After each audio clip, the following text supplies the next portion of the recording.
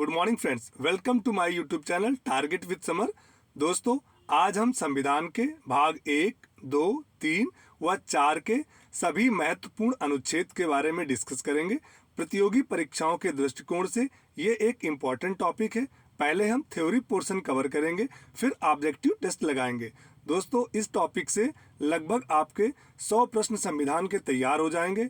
यदि आप चैनल पर पहली बार आए हैं तो इसे सब्सक्राइब कर लें ताकि आपको लेटेस्ट वीडियो की नोटिफिकेशन सबसे पहले मिल सके। प्रारंभ करते हैं आज का सेशन। दोस्तों, भाग 1 को पहले हम कवर करते हैं। दोस्तों, भाग 1 में अनुच्छेद 1 से लेकर 4 तक शामिल है, यानी 1, 2, 3, 4 जो अनुच्छेद है किसमें है? भाग 1 में। अब हम अनुच्छेद 1 को देखते हैं। दोस्तों, अनुच्छेद 1 कहता है इंडिया अर्थात भारत राज्यों का संघ है। दोस्तों, संविधान में हमारे देश के केवल 2 नाम हैं। अनुच्छेद 2 भारत में नए राज्यों एवं नए क्षेत्रों का प्रवेश है। दोस्तों, अनुच्छेद 3 के बारे में जानेंगे। अनुच्छेद 3 कहता है भारत में नए राज्यों का जन्म तथा इसके नाम तथा सीमाओं में परिवर्तन। दोस्तों, संविधान का ये इकलौता अनुच्छेद है जिसका प्रोसेस शुरू करने से पहले राष्ट्रपति का परमिशन जरूरी है। वेरी इंपॉर्टेंट अनुच्छेद है, याद रखिएगा। अनुच्छेद 4 इसमें क्या है? पहली अनुसूची और चौथी अनुसूची के संशोधन के लिए उपबंध है। दोस्तों, ये है भाग 1 के हमारे 4 अनुच्छेद। दोस्तों, अब हम भाग 2 को डिस्कस करेंगे। दोस्तों, भाग 2 में अनुच्छेद 5 से 11 तक हैं, याद रखिएगा। अनुच्छेद 5 में क्या है? नागरिकता की परिभाषा है। क्या परिभाषा है देखते हैं। दोस्तों, वह व्यक्ति जो भारत में जन्म लिया हो। सेकंड परिभाषा देखते हैं, वह व्यक्ति जिसके माता पिता ने भारत में जन्म लिया है या पहले कम से कम 5 वर्ष तक भारत में स्थायी तौर पर रह रहे हों। आगे देखते हैं अनुच्छेद 6। दोस्तों, पाकिस्तान से भारत आने वाले कुछ व्यक्तियों के नागरिकता के अधिकार, ये किसमें है? अनुच्छेद 6 में। अनुच्छेद 7 को डिस्कस करते हैं। भारत से पाकिस्तान में जाने वाले भारतीयों के संबंध में नागरिकता के अधिकार किसमें है? अनुच्छेद 7 में। अनुच्छेद 8 भारत के बाहर रहने वाले भारतीय नागरिकों की नागरिकता के संबंध में क्या है? अनुच्छेद 8। जैसे NRI हैं, ओवरसीज इंडियंस हैं, इनका नागरिकता का संबंध किसमें मिलेगा? अनुच्छेद 8 में। अनुच्छेद 9 दोस्तों, इसमें नागरिकता का निलंबन है। अनुच्छेद 10 नागरिकता के बने रहने के नियम अनुच्छेद 10 में है। दोस्तों, अनुच्छेद 11 देखेंगे। संसद को नागरिकता कानून में संशोधन का जो अधिकार है वो अनुच्छेद 11 देता है। वेरी वेरी इंपॉर्टेंट है, याद रखिएगा दोस्तों। आगे देखते हैं भाग 3। दोस्तों, इसमें अनुच्छेद 12 से 35 तक है, इंपॉर्टेंट है, समझिएगा। दोस्तों, भाग 3 को संविधान का मैग्ना कार्टा भी कहा जाता है। वेरी वेरी इंपॉर्टेंट है, डायरेक्ट प्रश्न पूछा जाता है, संविधान के किस भाग को मैग्ना कार्टा कहा जाता है? दोस्तों, मौलिक अधिकार भाग 3 के अंतर्गत आते हैं। वेरी इंपॉर्टेंट है, आपसे डायरेक्टली प्रश्न पूछेगा मौलिक अधिकार संविधान के किस भाग में आते हैं? तो भाग 3 में। दोस्तों, अब अनुच्छेद हम एक एक करके डिस्कस करते हैं। अनुच्छेद 12 दोस्तों, राज्य को भारतीय संविधान के तहत परिभाषित किया गया है। अनुच्छेद 13 उन कानूनों से संबंधित है जो मौलिक अधिकारों के साथ असंगत या अल्पीकरण में हैं। आगे देखते हैं दोस्तों, मौलिक अधिकार फंडामेंटल राइट्स, समानता का अधिकार, राइट टू इक्वलिटी, अनुच्छेद 14 से 18। दोस्तों, अनुच्छेद 14 को डिस्कस करेंगे। विधि या कानून के समक्ष समानता, अनुच्छेद किसमें है? 14 में। दोस्तों, अपवाद इसका क्या है? राष्ट्रपति और राज्यपालों का संरक्षण, अनुच्छेद 61। अब देखते हैं दोस्तों अनुच्छेद 15। इसमें क्या है? धर्म, जाति, मूल वंश अथवा लिंग, जन्म के स्थान पर आधार पर यानी धर्म, जाति, मूल वंश, जन्म के आधार पर समानता, ये अनुच्छेद 15 कहता है। आगे देखते हैं दोस्तों अनुच्छेद 16। अनुच्छेद 16 लोक नियोजन में अवसर की समानता प्रदान करता है सभी को। इसमें अपवाद क्या है दोस्तों? SC ST को जो संरक्षण देता है अनुच्छेद 16 का 4 पॉइंट याद रखिएगा। जो SC ST को रिजर्वेशन है ये अनुच्छेद 16 में संशोधन करके यानी कि 16(4) में इसका सम्मिलित किया गया है। अनुच्छेद 17 दोस्तों ये क्या है? अस्पृश्यता का अंत, जिसको हम एवोल्यूशन ऑफ अनटचेबिलिटी भी कहते हैं। डायरेक्ट आपसे पूछा जाएगा कि अस्पृश्यता का अंत किस अनुच्छेद के अंतर्गत है? आप बताना अनुच्छेद 17। नेक्स्ट है अनुच्छेद 18। दोस्तों इसमें क्या है? उपाधियों का अंत है।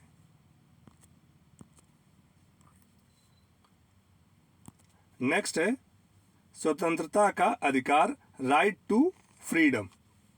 दोस्तों इसमें क्या है? अनुच्छेद 19 से 22 तक आते हैं। अनुच्छेद 19 में क्या है? Freedom of speech.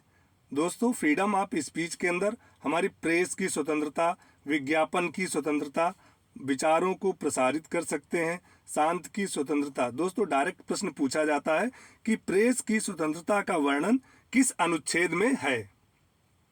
आपने सीधे अनुच्छेद 19 का फर्स्ट या तो ये लिखा मिलेगा या आपको अनुच्छेद 19 लिखा मिलेगा। याद रखिएगा 19 के फर्स्ट भाग में इसका वर्णन है। अनुच्छेद 19 का सेकंड में क्या है दोस्तों? शांतिपूर्वक एवं निशस्त्र सभा करने की स्वतंत्रता है। अनुच्छेद 19 के 3 में क्या है? संघ बनाने की स्वतंत्रता हमें प्रदान करता है। और अनुच्छेद 19 का जो 5 भाग है वो भारत संघ में निवास की स्वतंत्रता हमें प्रदान करता है। दोस्तों अनुच्छेद 20 को देखते हैं। अपराधों के लिए दोष सिद्ध के संरक्षण के संबंध में है। यदि आपसे कोई दोष हुआ है तो ये अनुच्छेद कहता है कि आप अपने आप को दोष सिद्ध साबित कर सकते हो। अनुच्छेद 21 प्राण एवं दैहिक स्वतंत्रता, फ्रीडम टू लिव है दोस्तों। और अनुच्छेद 21A के तहत शिक्षा का अधिकार है दोस्तों, जिसको 86 संविधान संशोधन 2002 के तहत जोड़ा गया, जिसमें 6 से 14 वर्ष की आयु के बच्चों को फ्री एजुकेशन देने का प्रावधान है। अनुच्छेद 22 गिरफ्तारी की दशा में संरक्षण प्रदान करता है। दोस्तों हमारा अगला आता है शोषण के विरुद्ध अधिकार। दोस्तों इसमें हमारे 25 से लेके 28 तक अनुच्छेद शामिल हैं। देखते हैं अनुच्छेद 23 ये कहता है मानव तस्करी एवं बंधुआ मजदूरी पे जो रोक लगाने के नियम देता है। ये क्या देता है? अनुच्छेद 23 वेरी इंपॉर्टेंट है, पूछा गया है कि मानव तस्करी एवं बंधुआ मजदूरी से संबंधित कौन सा अनुच्छेद है? तो अनुच्छेद 23। नेक्स्ट है हमारा अनुच्छेद 24 जो कि बाल श्रम पर प्रतिबंध लगाता है। दोस्तों अगला देखते हैं धार्मिक स्वतंत्रता का अधिकार। इसमें दोस्तों अनुच्छेद 25 से लेकर 28 तक का है। अनुच्छेद 25 में क्या है? किसी भी धर्म और रिवाजों को मानने की स्वतंत्रता है। अनुच्छेद 26 देखें, धार्मिक कार्यक्रम या सम्मेलन करने की स्वतंत्रता। अनुच्छेद 27 दोस्तों इसमें प्रत्येक धार्मिक आय या खर्च पर टैक्स की स्वतंत्रता। अनुच्छेद 28 शैक्षिक संस्थाओं में धार्मिक शिक्षा नहीं, ये अनुच्छेद 28 बताता है। नेक्स्ट है हमारा सांस्कृतिक एवं शैक्षणिक अधिकार। अनुच्छेद 29 से 30 तक है दोस्तों। इसमें 29 को देख लेते हैं। ये कहता है अल्पसंख्यक वर्गों के हित का संरक्षण। और अनुच्छेद 30 शिक्षा प्राप्त करने का अधिकार।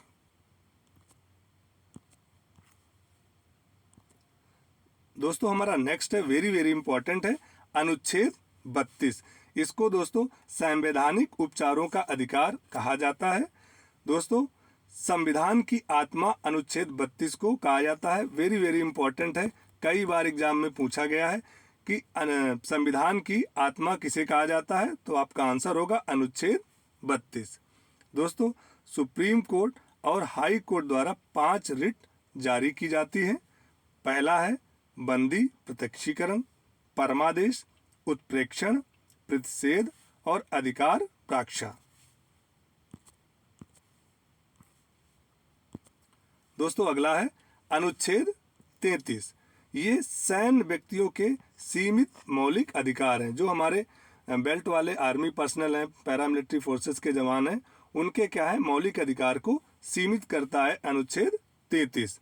फिर है हमारा नेक्स्ट अनुच्छेद 34।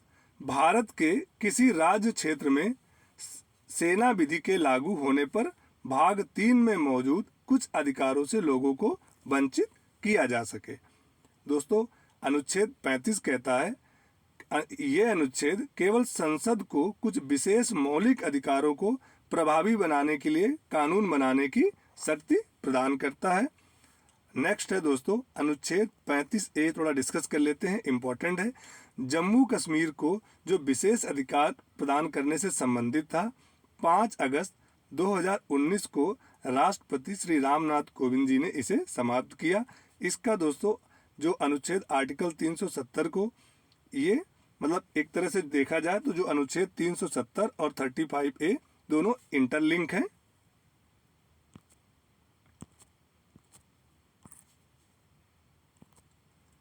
नेक्स्ट है दोस्तों हमारा पार्ट 4। इसके कुछ इंपॉर्टेंट अनुच्छेद हैं, देख लेते हैं।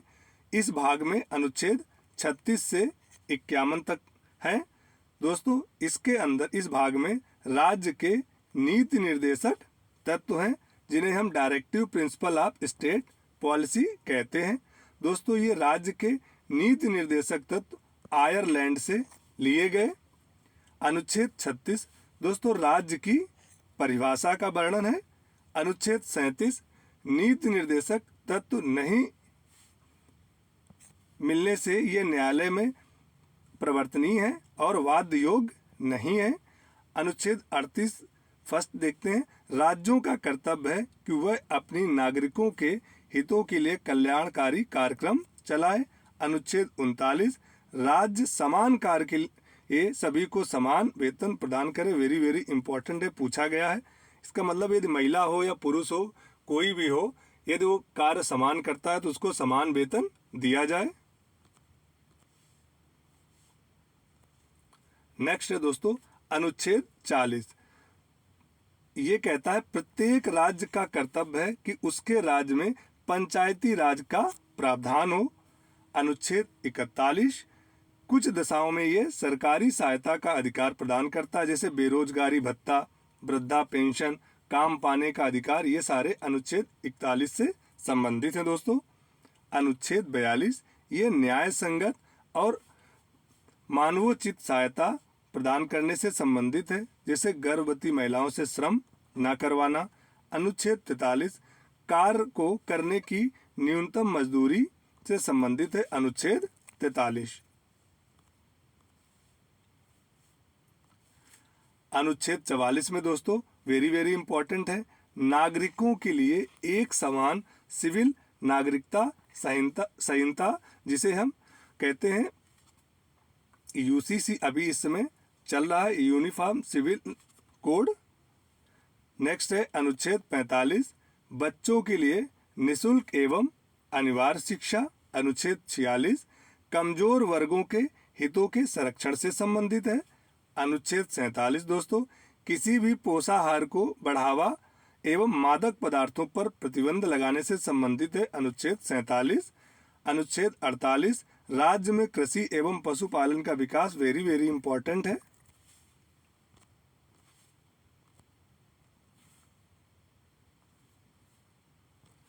हमारा अगला है अनुच्छेद 48 का ए। दोस्तों इसमें राज्य में पर्यावरण का विकास एवं वन्य जीव संरक्षण पर जोर देना। अनुच्छेद 49 को देखते हैं, राष्ट्रीय स्मारकों का रखरखाव एवं रक्षा से संबंधित है। कार्यपालिका से न्यायपालिका को अलग करना, ये दोस्तों हमारा अनुच्छेद 50 में है। टाइपिंग मिस्टेक है, यहाँ लिख लीजिएगा। अनुच्छेद 50 का संबंध किससे है?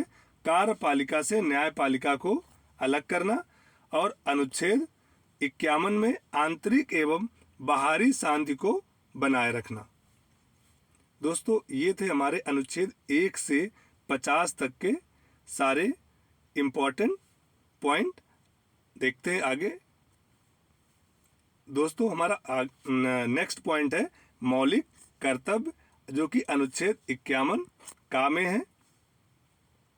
दोस्तों भाग 4A को संविधान में 42वें संविधान संशोधन अधिनियम 1976 द्वारा सरदार स्वर्ण सिंह समिति की संस्तुति पर जोड़ा गया। इम्पोर्टेंट है, याद रखिएगा।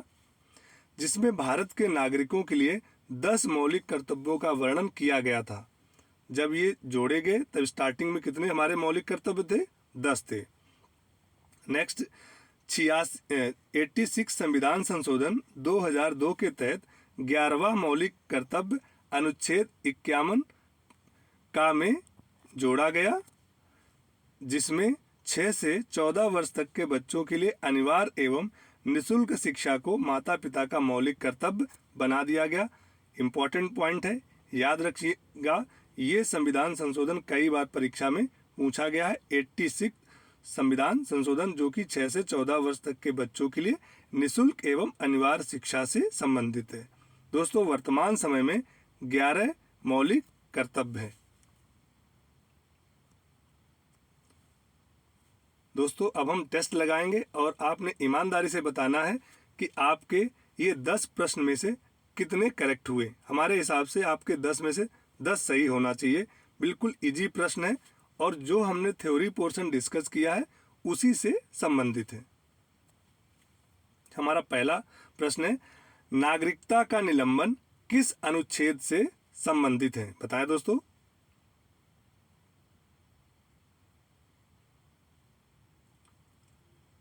दोस्तों जो नागरिकता का निलंबन है अनुच्छेद 9 से संबंधित है। Option C is the correct answer. हमारा अगला प्रश्न है, संविधान की आत्मा किस अनुच्छेद को कहा जाता है? बताएं।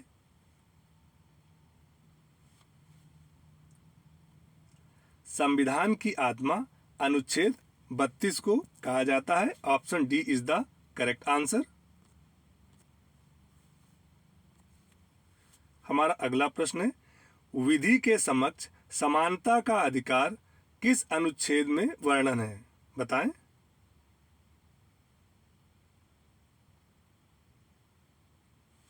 दोस्तों विधि के समक्ष समानता के अधिकार का वर्णन है अनुच्छेद 14 में। Option A is the correct answer.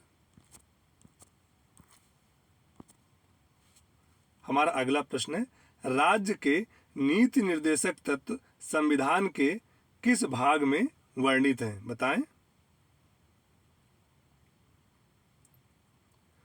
दोस्तों राज्य के नीति निर्देशक तत्व संविधान के भाग 4 में वर्णित है। Option D is the correct answer.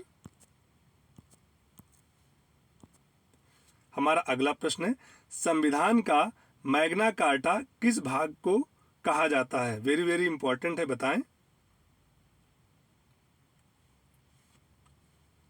दोस्तों संविधान का मैग्ना कार्टा भाग 3 को कहा जाता है। Option C is the correct answer. हमारा अगला प्रश्न है, मानव तस्करी एवं बंधुआ मजदूरी का वर्णन किस अनुच्छेद में है? बताएं। दोस्तों मानव तस्करी एवं बंधुआ मजदूरी का वर्णन अनुच्छेद 23 में है। Option A is the correct answer.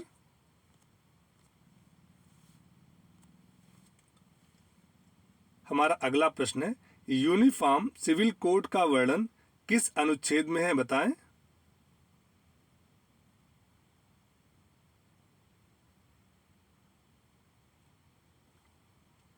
दोस्तों यूनिफॉर्म सिविल कोड का वर्णन है अनुच्छेद 44 में। Option B is the correct answer. हमारा अगला प्रश्न है, मौलिक कर्तव्य का वर्णन किस अनुच्छेद में है? वेरी वेरी इंपॉर्टेंट है, बताएं। अभी हमने डिस्कस किया है।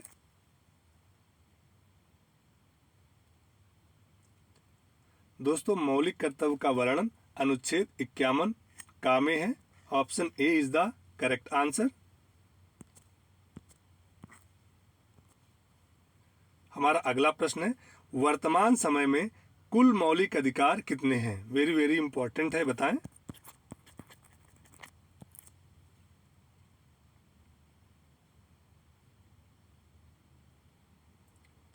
वर्तमान समय में कुल मौलिक अधिकार हैं दोस्तों 6।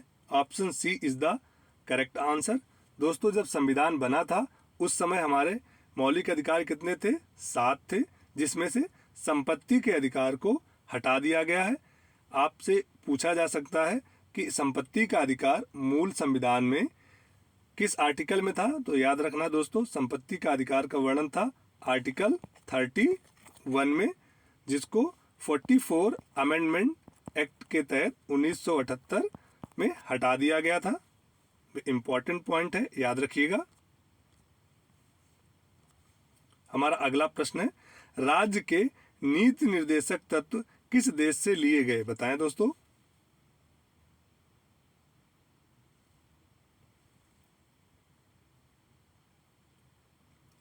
दोस्तों, राज्य के नीति निर्देशक तत्व लिए गए हैं आयरलैंड से। Option D is the correct answer. दोस्तों, हमने संविधान के भाग 1, 2, 3 व 4 के सभी महत्वपूर्ण अनुच्छेद के बारे में डिस्कस किया है। इम्पॉर्टेंट है, याद रखिएगा, नोट्स बना लीजिएगा, लिख लीजिएगा, परीक्षा में जरूर आएंगे प्रश्न इससे। दोस्तों, यदि वीडियो पसंद आया हो तो इसे लाइक करें, शेयर करें तथा चैनल को सब्सक्राइब करना ना भूलें।